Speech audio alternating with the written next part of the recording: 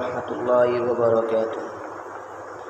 Alhamdulillahirabbil alamin, wassalatu wassalamu ala asrafil anbiya'i wal mursalin wa ala alihi washabihi rasulillahi ajma'in, amma ba'd.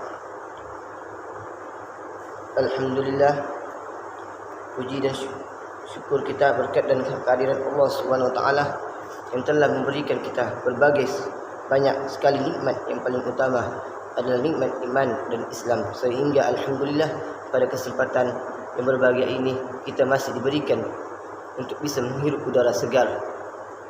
Dan salawat serta salam tak lupa kita hanturkan kepada junjungan kita Nabi Muhammad sallallahu alaihi wasallam biqauli Allahumma salli ala sayyidina Muhammad wa ala ali sayyidina Muhammad. Sebelumnya perkenalkan, nama saya Fazlur Rahman dari Sekolah Tinggi Agama Islam Ibnu Sina Batam, semester 4 kelas C, jurusan Pendidikan Agama Islam. Pada kesempatan yang berbahagia ini saya akan menjelaskan tentang rukun uduk dan rukun mandi besar dengan mata kuliah Qurratul Uyub dengan dosen Bapak Bayu Mujrimin MPDI. Adapun rukun uduk, furudul udu'i sittatun. Adapun rukun-rukun uduk yaitu ada 6. Rukun-rukun uduk itu ada 6. Al-awwal yaitu niat. Yang pertama yaitu niat.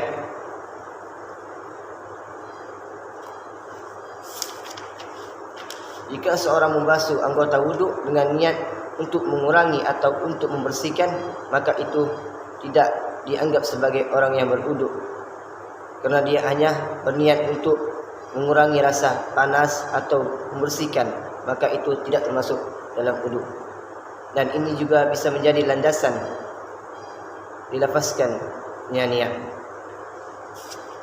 yang membedakan itu niat atau bukan. Yang kedua, as-sani usul wajhi, yaitu membasuh wajah. Batasan dan wajah adalah dari muka, dari telinga satu ke telinga lain, dan dari batasan tumbuhnya rambut sampai ke ujung dagu. Maka area itulah yang wajib, yang menjadi batasan yang harus terkena air ketika kita berwuduk. Maka daripada itu, batasan wajah inilah yang wajib, yang harus mengenai air ketika kita berwuduk.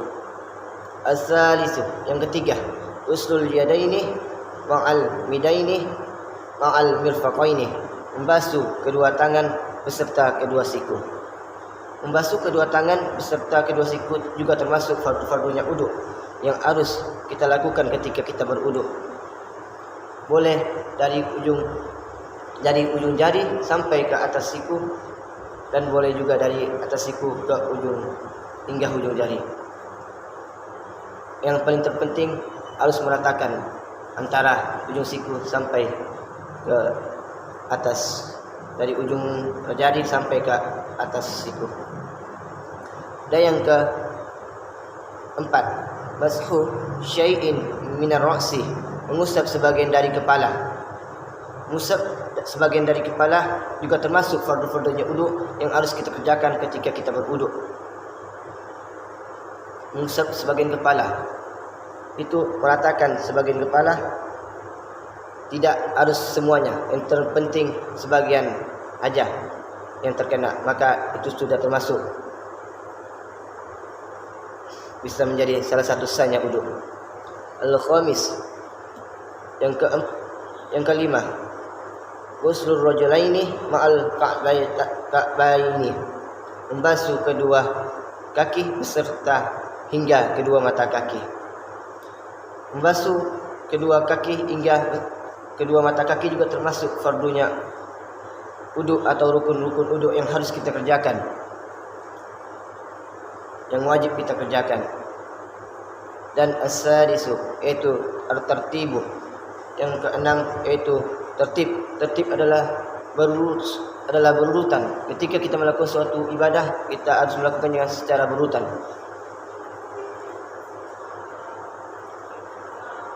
Tidak boleh kita melakukan, contoh kita melakukan suatu ibadah yaitu harusnya ada di muka, tapi kita melakukannya dari kaki, maka itu termasuk tidak sah secara berwudu.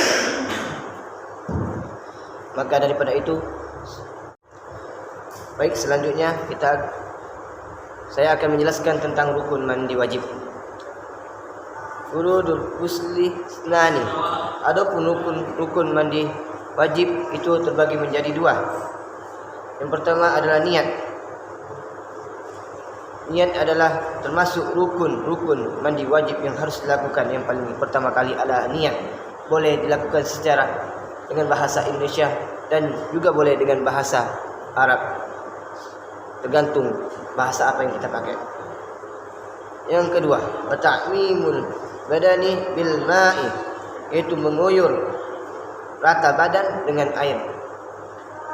Ini juga termasuk rukun mandi wajib ataupun fardu mandi wajib yang harus kita kerjakan.